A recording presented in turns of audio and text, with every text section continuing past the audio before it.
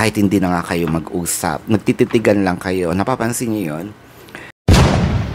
Ano bang pakialam ko, no? Wala naman ang bag sa akin yung mga taong nakapaligid. Iiwan nyo na yung parang kung nasa mga crushes stage pa kayo, no? Papunta na kayo sa magiging official. So kung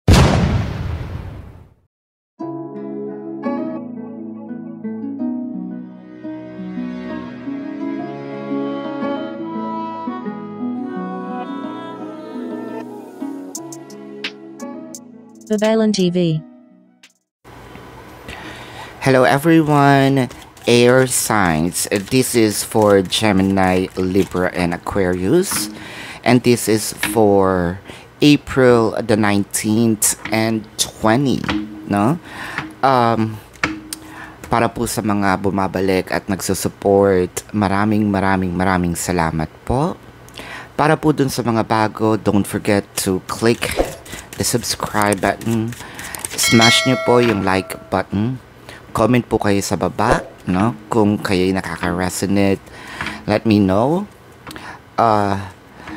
Kung gusto nyo pong sumali sa aming live sessions, dun po yun sa kabilang channel, Babaylan TV, no?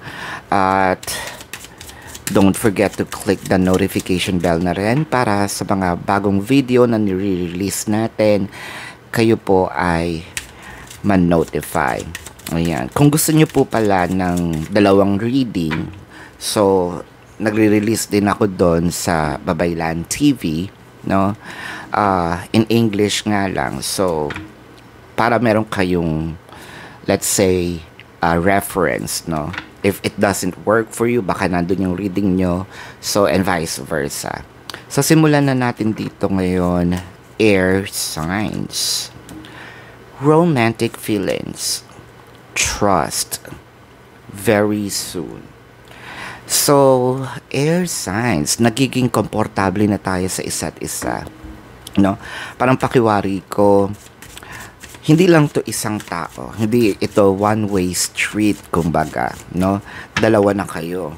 No? Parang mutual yung feelings, mutual yung intensity, mutual yung mga, kahit hindi na nga kayo mag-usap, nagtititigan lang kayo. Napapansin niyo yun? Lalo na pag nasa daan, or nasa mall, nasa park, pag nagtitigang kayo tapos meron siyang gustong sabihin pero hindi niya masabi kasi nasa public place or meron siyang gustong ituro, no? Nagtinginan lang kayo, alam niyo na, tapos bigla kayo magtatawanan. So ganun na kalalim, no? Kumbaga, well, we can say that's telepathic kasi hindi naman nagsasalita. Malay ba ninyo kung ano yung sasabihin niya, 'di ba? So since ganun na yung nagiging energy nyo, napakalalim na. So, nandito na tayo, no, na parang yung tiwala ninyo sa isa't isa is talagang, yun na nga, inkomportable. So, parang nakikita ko, another level of commitment naman tayo, no? So, parang papasok kayo sa isang medyo mas intense, mas seryosong relasyon, no? With the judgment. Gusto ko yung judgment kasi, dati siguro, pwede pa nating sabihin na itong relasyon na to ay parang laro-laro, no? Pwedeng sa'yo, pwede sa kanya.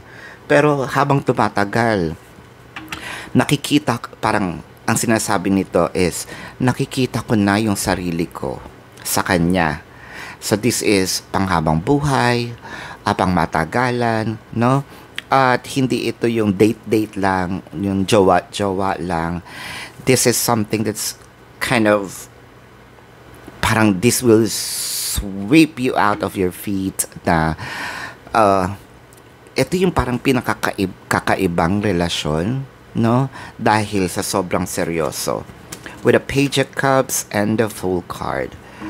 So, may mga nagsasabi dito, either nag-start kayo ng bata pa or up until now, no? Medyo nasa, let's say, mga bubot stage. Hindi naman yung mga elementary, no? Well, kung sa iba, no? Pero hindi natin ni-encourage kasi yung let's say yung mga hindi pa nakakapag high school, yung ganyan elementary pa lang, pwede sigurong love interest nyo siya, puppy love kumbaga. Tapos nag-grow, no?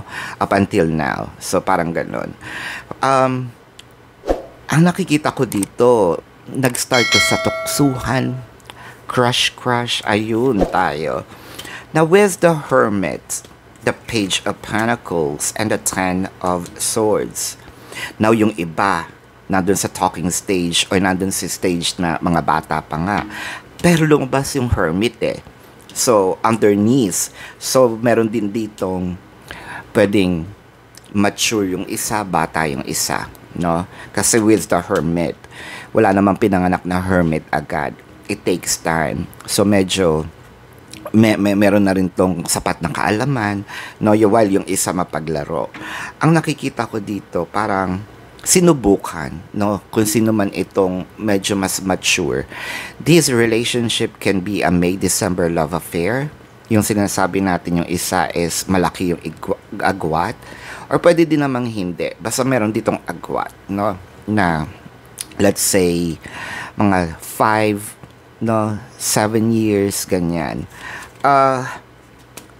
Was the 6 of Wands, the 2 of Swords, and the 4 of Swords. So, dahil ba sa age gap, dumadating yung part na dati, kasi this is the past, no, na natitigil yung usapan, hindi masyadong nag-grow yung mga simula. So, that's part of the challenges. Medyo sinasabi natin dito, no, ano ba yung sasabihin ng ibang tao, no? So parang naging concern tayo to what the society will say, no? And then, let's say nanamlay. This is what happened. So this is the present, the past, the headspace, the devil card, the magician, and the queen of wands. Uy. Ang nakikita ko dito parang kung sino man ito, hindi dumating siya sa part kasi headspace. Dumating sa part, ano bang pakialam ko, no? Wala naman ang bag sa akin yung mga taong nakapaligid. I will pursue this, no? With the Queen of Wands, I will tell it, no? Kumbaga sasabihin ko ng buong puso. And let's say, buong puso at saka yung with pagmamahal, hindi yung buong puso tas arrogante na parang ang dating mayabang, no. This is all with care, lalo na sa pag-explain, no, sa mga taong malalapit sa inyo. Could be the parents, no. Wow, the 2 of Cups, the High Priestess, the 5 of Pentacles. So, ang nakikita ko dito, kung meron man mga challenges, you're going to surpass it. So, ibig sabihin, malalagpasan nyo, no, mga challenges na to. At eto na nga kayo, iiwan nyo na yung parang, kung nasa mga crushes stage pa kayo, no, papunta na kayo sa magiging official. So, kung official na, papunta na kayo dun sa you're talking about the future, no, pwedeng proposal, no, kung yun yung gumagana sa inyo.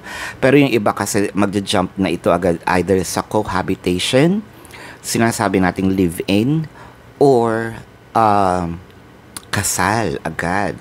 Feeling ko eto na. So, kailangan mo na magpaalam sa iyong singlehood, no? Kasi nakahanap ka na ng katapat. Eto na yon, Aquarius. Tingnan natin ang zodiac signs, no?